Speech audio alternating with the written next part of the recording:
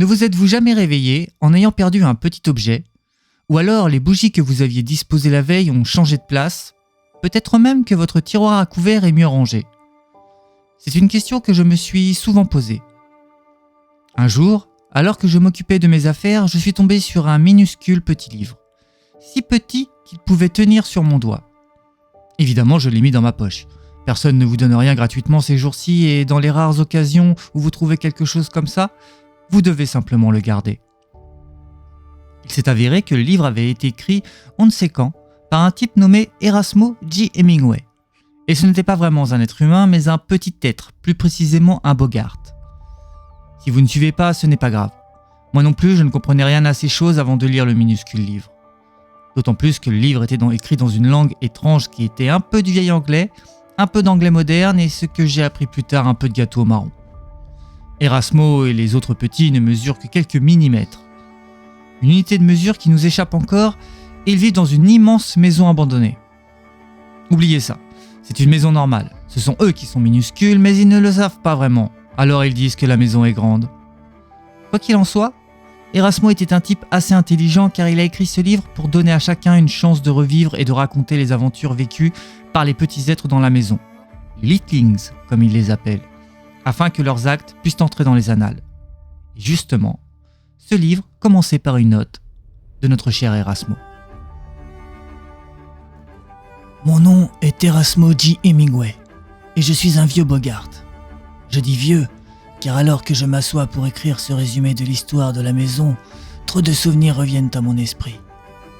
Un petit être qui a vécu aussi longtemps que moi, qui a visité tant de lieux et rencontré tant de personnes célèbres, brillantes et intéressantes, ne peut être autre chose qu'un vieillard. Dans ma jeunesse, je vivais au jour le jour. Je ne pensais jamais à demain. Je ne regardais jamais en arrière et même si je l'avais fait, je n'aurais vu qu'un amas de lignes confuses, là où je peux maintenant discerner les contours d'un dessin. À l'époque, il était sûrement plus facile d'être ignorant. J'étais grand et fort, après tout, et j'avais la beauté de la jeunesse de mon côté. Je sais que cela peut sembler difficile à croire. Parfois, il est même dur pour moi de m'en souvenir, surtout depuis que M. Bilibinsky insiste pour me peindre avec un visage aussi lunaire. Honnêtement, ses joues sont exagérées. Comme beaucoup de Bogarts de ma génération, je suis né à l'extérieur de la maison. J'y suis arrivé juste à temps pour profiter des derniers jours de ma jeunesse près des marches du foyer. Beaucoup d'entre nous n'avaient rien d'autre que les vêtements sur le dos. Et quand vous n'avez rien et qu'il y a une guerre, vous vous retrouvez vite soldat. Ainsi, je me suis retrouvé un jour sur le front, attendant de combattre un ennemi que je ne connaissais même pas vraiment. Après la guerre, j'ai enfin eu l'occasion de voyager. Et voyager, je l'ai fait. Je suis allé loin et vite, poussé par le feu qui brûle les talons de ceux qui ont plus de dettes que d'amis. J'ai partagé repas et boissons avec plus de petits êtres que je ne pourrais m'en souvenir aujourd'hui, et j'ai attentivement écouté l'histoire de leur vie. Quand j'ai appris à lire, j'ai été choqué de constater que leurs noms n'avaient pas trouvé leur place dans les livres d'histoire, pas plus que le mien d'ailleurs. C'est pourquoi j'ai décidé d'écrire ce livre. Je veux rassembler tous mes souvenirs et mes notes, toutes les histoires et les transcriptions que j'ai accumulées au fil des années et les transmettre.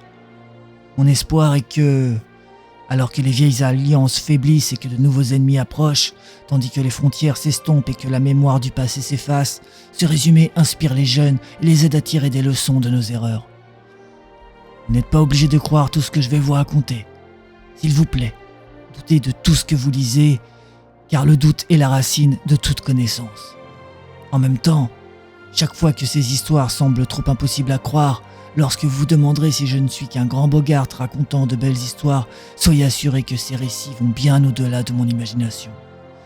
Tout ce que je m'apprête à rapporter dans ce livre est très vrai, à part bien sûr ce qui ne l'est pas.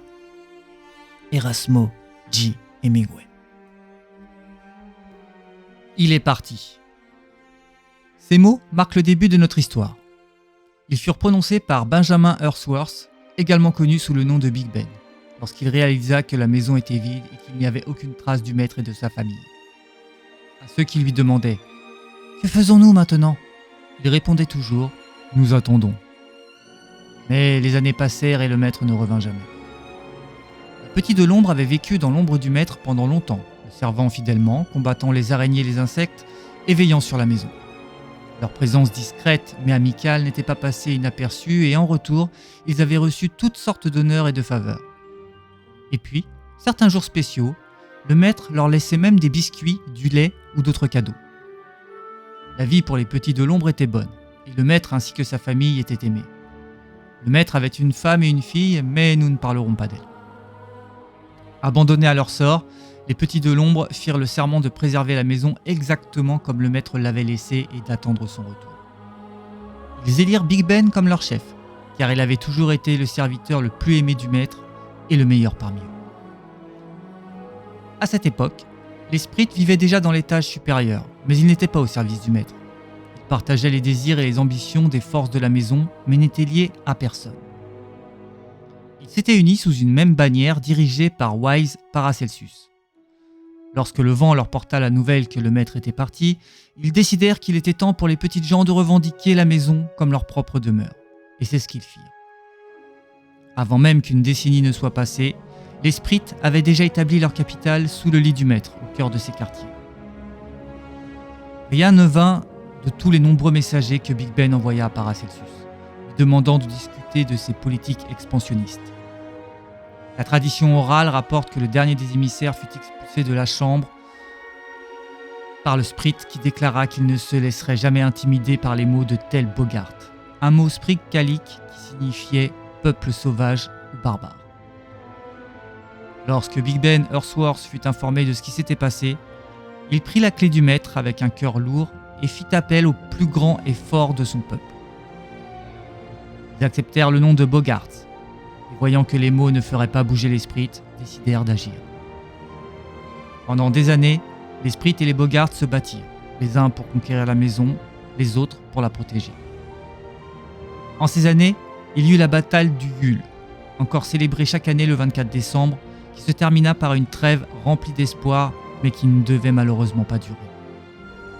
20 ans après la disparition du maître, les Bogarts écrasèrent l'armée des Sprites, les repoussant dans la chambre du maître.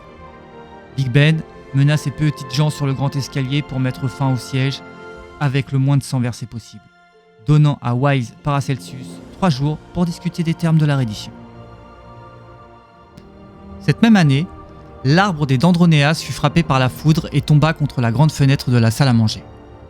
Lors de cet événement, les Faefolk, ancêtres des fées modernes, perdirent leur terre ancestrale et se tournèrent vers leur roi, le tsar Oberon Eudoxia, pour les conduire en sécurité. Lors de la chute de l'arbre, le tsar perdit aussi sa femme, Titania Lightheart, mais il lui restait encore sa seule fille, Arcadia. En trouvant la maison vide, il guida son peuple à travers une brèche dans la fenêtre lors d'un épuisant exode qui coûta de nombreuses vies. Arrivé sur le rebord, il leva les yeux vers le grand lustre cristallin qu'il interpréta comme un signe. Il laissa Puck tenir la ligne à la fenêtre et partit avec ses meilleures petites gens pour conquérir la salle à manger. Quelques Bogarts restèrent pour protéger le rez-de-chaussée, mais ils furent facilement vaincus par les Fae. Il ne restait alors que quelques heures avant la reddition des Sprites lorsque Big Ben fut informé de ce qui s'était passé. Le premier parmi les Bogarts demanda immédiatement une audience avec le sage Paracelsus, au cours de laquelle il jura qu'il donnerait tout aux Sprites en échange de son soutien contre l'armée des Fae, car il était un bon Litlings et ne pouvait supporter que son peuple tombe sous la main de l'envahisseur. Paracelsus accepta de s'allier contre cet ennemi commun, mais déclara « J'aiderai, mais ne demanderai rien en retour. » L'armée des Fae s'était rassemblée sur les marches les plus basses du grand escalier, tandis que les Bogarts se tenaient sur la ligne de front, prêts à descendre sur eux. Une charge brutale eut lieu, infligeant de lourdes pertes des deux côtés. Puis vint le moment où les Sprites auraient dû lancer une seconde vague pour soutenir les Bogarts. Hélas, ce qui aurait dû être connu comme la bataille du grand escalier se transforma en un massacre lorsque les Litlings de l'étage supérieur attaquèrent les Bogarts par derrière, les écrasant entre deux fronts. Le sage Paracelsus avait conclu un accord secret avec le tsar Oberon, promettant son aide contre les Bogarts en échange de l'étage supérieur. Ainsi, la plupart des Bogarts adultes perdirent la vie dans ce que l'on appelle aujourd'hui la Grande Trahison. Big Ben Earthworth mourut également ce jour-là, emportant avec lui le dernier espoir de préserver la maison pour le retour du maître. Les rares Bogarts survivants, principalement des femmes, des anciens et des enfants, furent épargnés mais condamnés à un exil éternel dans l'Outhold. à ramper dans la boue parmi les insectes, loin de la chaleur du foyer. Leur seule consolation dans ce triste périple était leur jeune et courageux chef, William, le fils de Big Ben, qui ne reviendrait jamais dans la maison après ce jour. Oberon fut ainsi couronné empereur de la maison, obtenant le titre de Trismégiste, le 3 fois grand, en tant que souverain des fées, Sprit et Bogart. Sous son règne, les fées colonisèrent l'ensemble de la salle à manger, fondant ce que l'on appelle aujourd'hui le royaume, et commencèrent à reconquérir lentement la cuisine, envahie par les insectes. Les meilleurs artisans et architectes passèrent des années à construire le merveilleux palais de Highlight et la cité de Tour Noir au sommet de Blackshine. À l'étage supérieur, les Sprites étendirent leur ville et conquirent la salle de bain, établissant les dominions libres. Le sage Paracelsus put enfin consacrer son temps à ses recherches.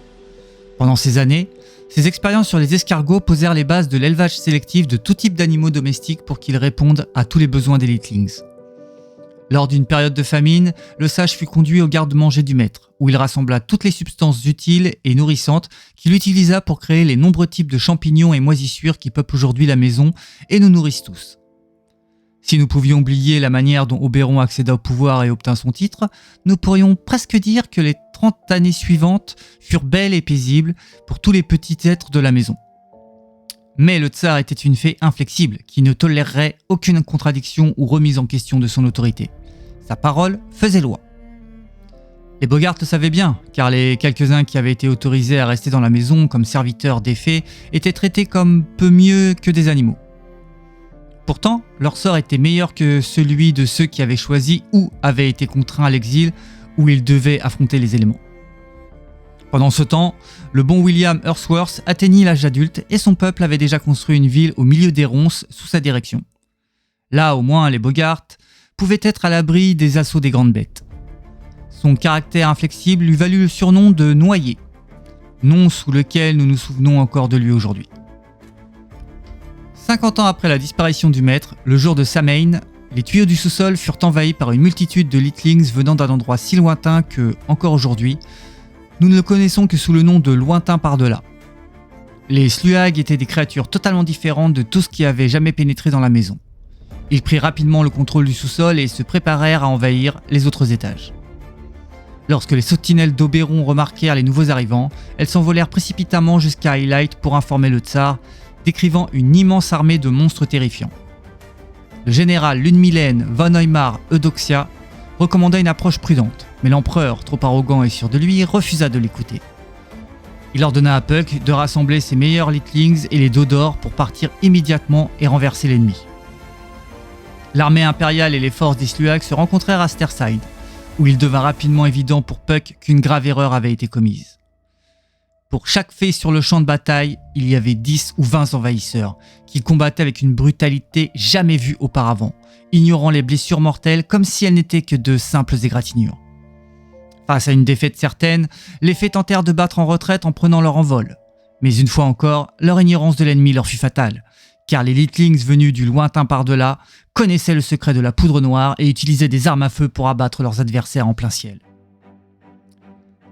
La bataille des Ides de novembre est connue aujourd'hui sous le nom de chasse sauvage, car l'armée des Sluags surpassait ses adversaires en nombre, en force et en ressources, au point que les fées n'avaient aucune chance. Elles furent traquées, massacrées comme des proies en fuite. Cette bataille marqua la fin de la domination d'Oberon Trismégiste et le début de plus de 20 ans de raids et d'incursions dans le royaume et les dominions libres. Le fait que les Sluags soient divisés en 27 tribus constamment en conflit est probablement la seule raison pour laquelle la maison ne fut pas entièrement renversée et conquise. Les années passèrent, et un chef de guerre Sluag commença à réunir toutes les tribus sous sa bannière. Kubalai était un petit être d'une dangereuse ruse, certaines sources prétendent même qu'il avait le pouvoir de contrôler les araignées. Aucun autre être ne pouvait espérer lui tenir tête et tous ceux qui osaient s'opposer à lui étaient donnés en pâture à longues jambes, son plus grand serviteur. Lorsque tous les chefs de guerre furent réunis, Kubalai devint le khan de la horde de la Grande Lame, et les attaques des Sluags contre les frontières des fées devinrent encore plus violentes, le khan exigeant une reddition sans condition. Face à cette menace, l'empereur Oberon fit appel au sage Paracelsus, lui demandant de respecter leurs anciens accords et de déployer l'armée des Sprites pour défendre la maison.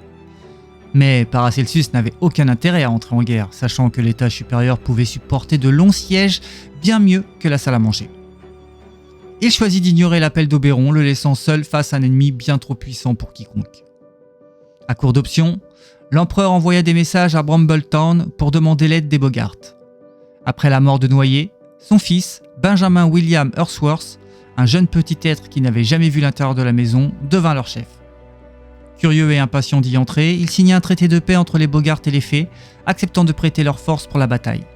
En échange, les Fées devaient promettre de restaurer la maison à son état originel lorsque le maître reviendrait. Ce traité entra dans l'histoire sous le nom de Pacte de Restauration, et certains disent qu'Oberon le signa en riant, tant il croyait peu au retour du maître. Lorsque l'armée des Bogart rejoignit la lutte, la bataille changea complètement d'allure, se transformant en une guerre totale qui dura près de 20 ans. Le conflit le plus long et le plus important de l'histoire du foyer opposa les armées combinées des Fées et des Bogart aux envahisseurs Sluag, tandis que les Sprites se barricadaient sur leurs frontières à l'étage supérieur dans une tentative désespérée de ne pas être entraînés dans la guerre. La population du foyer fut décimée par cette guerre exténuante et chaque bataille menait à une autre encore et encore. La guerre semblait ne jamais vouloir prendre fin. Dans le plus terrible affrontement, Bogart et Sluag se combattirent à l'angle entre le long et le petit couloir pendant des jours. Et bien que les Bogart aient fini par remporter la bataille, les quelques survivants étaient si épuisés qu'ils ne pouvaient plus repartir. Cet affrontement est connu sous le nom de la bataille de l'angle mort.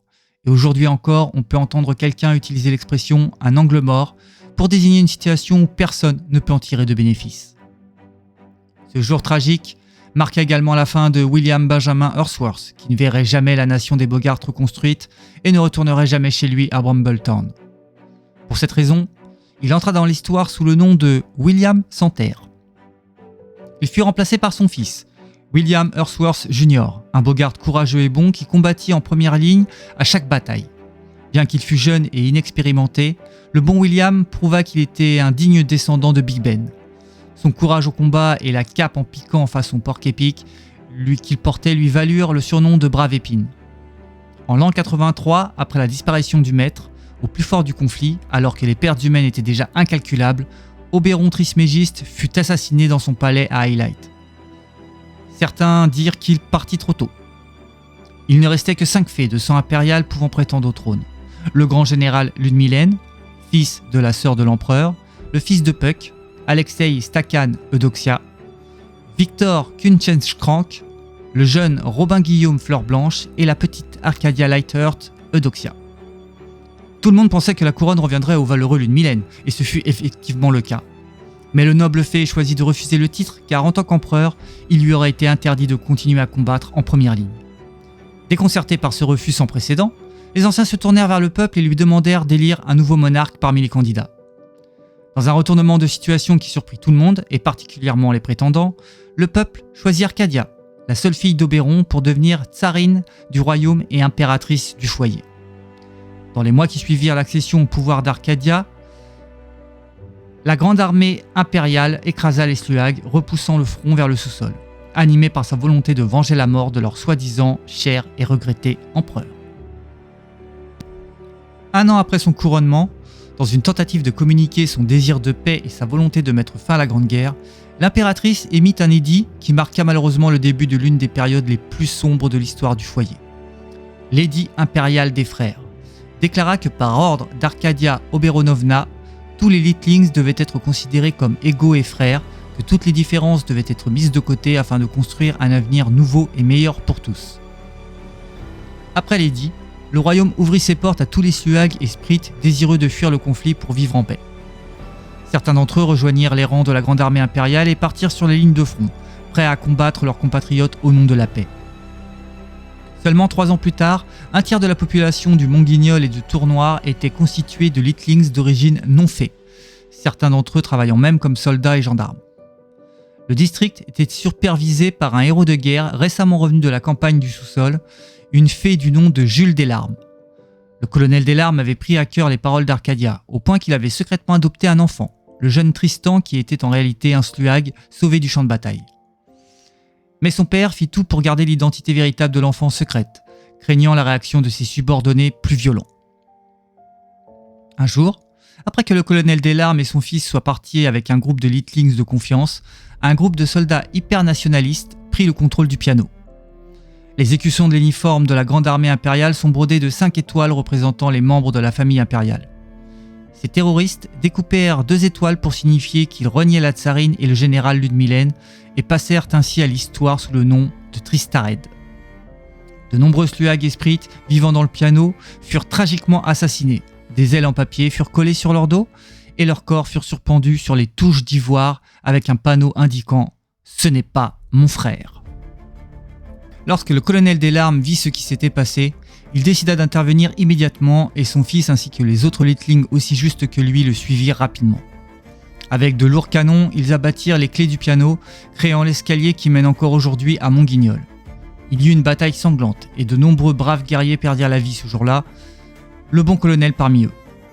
On raconte qu'après avoir pris l'épingle de son père, le jeune Tristan mena les Littlings jusqu'à Tournoir, vainquit les Tristared et libéra le duc de Fleur-Blanche, qui n'avait opposé aucune résistance au siège. Tous les rebelles, vivants ou morts, eurent leurs ailes arrachées sur ordre de Tristan des Larmes et ils furent suspendus dehors à Tournoir comme proie facile pour les frelons. Chacun d'eux portait un panneau autour du cou avec les mots « Bienvenue frère ». Après ces événements, Tristan des Larmes fut nommé marquis et se proclama protecteur du duc afin de s'assurer que de telles horreurs ne se reproduiraient jamais. Pour compliquer davantage les affrontements incessants de la première guerre de la maison, celle-ci fut envahie par d'énormes créatures venant du jardin, telles que des oiseaux et des écureuils. Quelques soldats de la grande armée impériale furent envoyés en mission de reconnaissance pour comprendre les raisons de cette invasion soudaine et revinrent avec des nouvelles si incroyables que les gens eurent du mal à les croire. Les bons soldats soutinrent qu'un dragon blanc, semblable à celui représenté sur le vieux parchemin du salon, avait pris ses quartiers dans la fontaine, chassant tous les autres prédateurs qui empiétaient sur son territoire.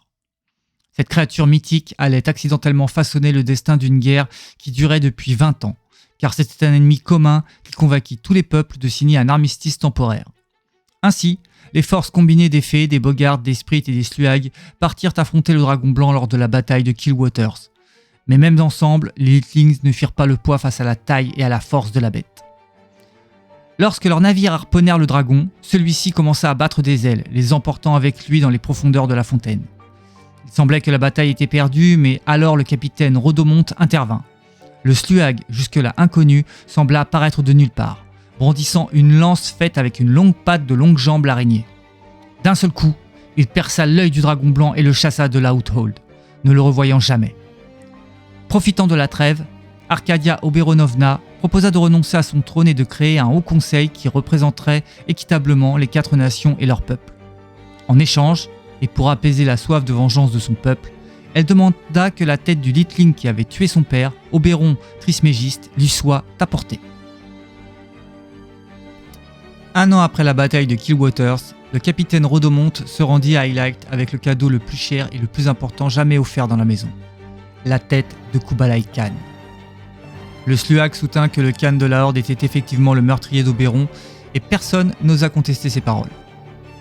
Néanmoins, beaucoup doutaient des déclarations du capitaine et certains l'accusaient même en secret d'avoir été l'assassin de l'empereur dès le départ.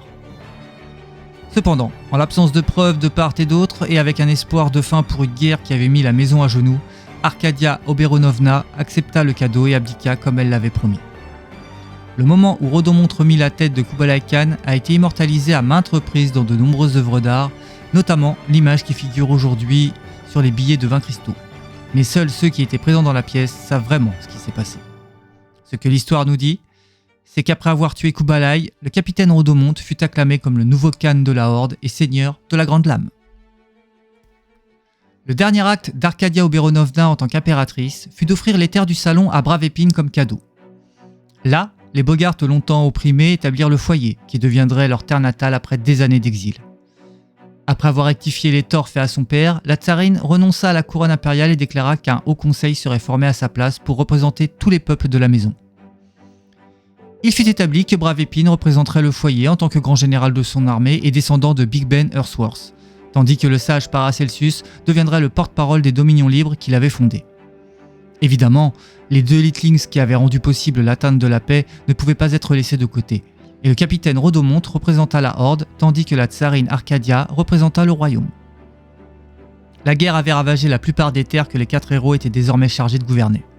Ainsi, un long conseil fut tenu et au final, le fameux traité Astravia fut signé, officialisant toutes les lois qui sont toujours en vigueur dans la maison, ainsi que les termes de l'armistice. En plus de confier à l'armée du royaume la mission de patrouiller toutes les terres et frontières partagées de la maison, ce qui lui conféra le titre d'armée impériale suprême, le traité nomma également le général Lunmilen, et donc le royaume, comme leader des forces combinées de toutes les nations de la maison si le besoin se faisait sentir. Chaque membre du conseil fut ensuite pressé de retourner dans sa propre nation, et dans le but de limiter au maximum la paperasse, les membres accordèrent également à Arcadia le droit de prendre des décisions sages en leur absence. Cela ne représenterait aucune charge pour elle puisque le siège du Haut Conseil était idéalement situé dans son palais, à Highlight, non loin de son trône habituel. Pour ne rien laisser au hasard, la tsarine fut également nommée impératrice régente de la maison, car elle était le membre le plus honorable du Haut Conseil, pour ainsi dire, et une nouvelle cérémonie de couronnement fut organisée au cours de laquelle le sage Paracelsus, Bravépine et Rhodomont furent témoins alors qu'Arcadia était à nouveau honorée de la même couronne qu'elle avait portée en tant qu'impératrice. Au final, il ne faisait aucun doute que le côté victorieux de la première guerre de la maison était désormais celui des Littlings.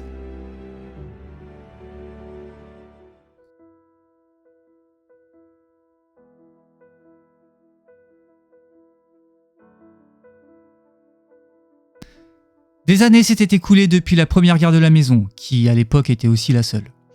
Et enfin, la maison pouvait vivre, non sans difficulté, une paix fragile. Une paix rendue possible par les traités signés entre les 4 factions, désormais toutes représentées équitablement au sein du Haut Conseil. La guerre avait permis de limiter le pouvoir excessif d'Oberon, l'empereur de la maison et tsar des fées, qui imposait ses décrets à tous les peuples depuis son trône de cristal à Astravia. Et cette paix avait fonctionné, car maintenant Arcadia, fille d'Oberon, l'impératrice régente de la maison et tsarine des fées, dirigeait le Haut Conseil depuis son trône de cristal à Astravia, émettant des décrets qui affectaient tous les peuples, et tout le monde en était bien plus heureux. Vos aventures se dérouleront pendant une période historique malheureusement destinée à être rappelée sous le nom de paix fragile.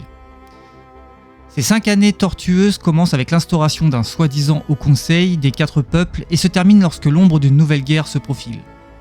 Imaginez donc que vous aussi viviez en ces temps troublés, où les frontières s'ouvrent enfin, où des peuples et des nations qui jusqu'à ce point ne s'étaient rencontrés que sur le champ de bataille peuvent enfin se connaître comme des amis, citoyens égaux de cette grande maison. C'est au cours de ces années si marquées par d'anciens désaccords, de grandes révolutions et des incidents diplomatiques que l'histoire de la maison a été écrite. Et ce sont ces années qui serviront de toile de fond à toutes les aventures que vous et vos amis allez raconter. Le but de cette campagne va au-delà du simple plaisir de jouer ensemble et de vivre de grandes aventures avec vos camarades historiens.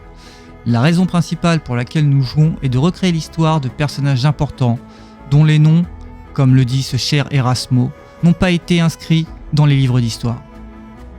Toutes les expériences que vous raconterez et recréerez avec vos amis s'assembleront pour former la grande saga de vos personnages, une histoire collective qui s'étend sur les 5 années de la paix fragile.